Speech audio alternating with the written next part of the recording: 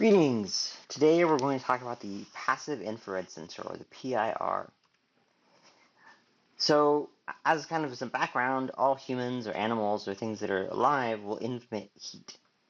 This will come out as infrared radiation, so you'll be emanating from the body. And so this sensor is able to sense the infrared waves that are being emitted, and as they're moving, it can use that to detect motion. That's basically how this sensor works. It's very common to see this in alarms, triggering an alarm, or motion sensing lights, like you might have in your house or even in your room. One thing to note though, unlike, for example, the ultrasonic sensor, it is not a distance sensor. It is strictly a, was there movement? So our sensor is about good to 20 feet.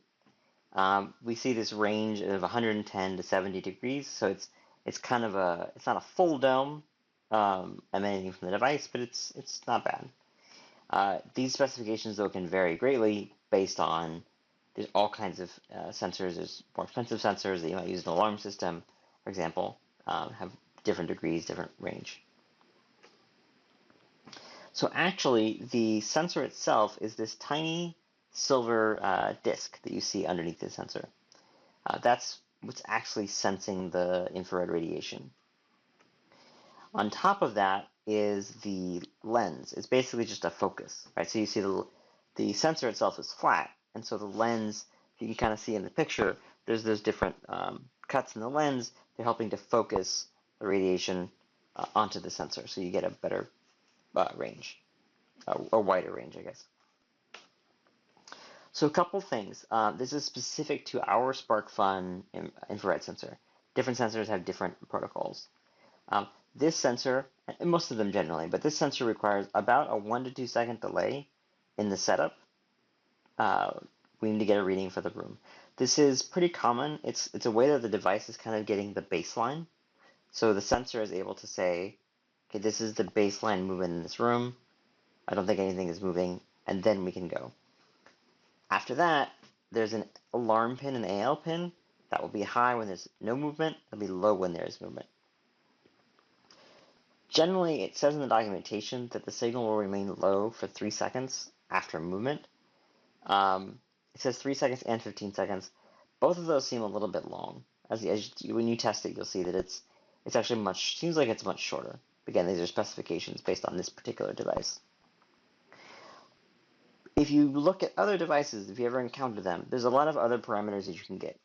So sensitivity is pretty useful. Usually there'll be a potentiometer on the bottom of the sensor, and you can adjust that with a small screwdriver and basically make it less sensitive or more sensitive. So if you know you're going to be in a room where there's a little bit of movement, just a tiny movement for some reason, maybe there's a fan blowing and some paper is moving or something like that. I guess paper wouldn't emanate, but the idea would be you can adjust it to be what level do you want the trigger to go off. The time adjust is good, meaning after the alarm has gone off, after the motion has stopped, when do you want the signal to cease? So that's kind of a useful feature because you don't necessarily want the alarm to immediately stop just because the movement has stopped. If someone was entering a space, let's say the light is in their office, and so as they're moving around, if they stop moving, you don't want the light to immediately turn off. You want to have a delay. And then retriggering is another option that some sensors have, which is if you see the exact same movement, do you keep triggering it or do you just trigger it once? This is very, very important. Look carefully at the colors of these wires and you will see they're not exactly what you might think just by looking at them. So the red wire is 5 volts. The white wire is actually ground. So red is 5, white is ground, and then the alarm is the black wire. That's the pin that goes, the wire that goes to the digital input. So keep that in mind. Black is the signal, not ground in this case. Again, this is the wire colors of the SparkFun device. Also, a couple things to note about this as well. Since I said 5 volts, it's not going to work with 3 volts, unfortunately. It's got to be 5. And lastly, it does need a 10K pull-up resistor. So you're going to have the wire that goes to the argon, and then you're going to have a separate 10K resistor connected to that also goes to 5 volts.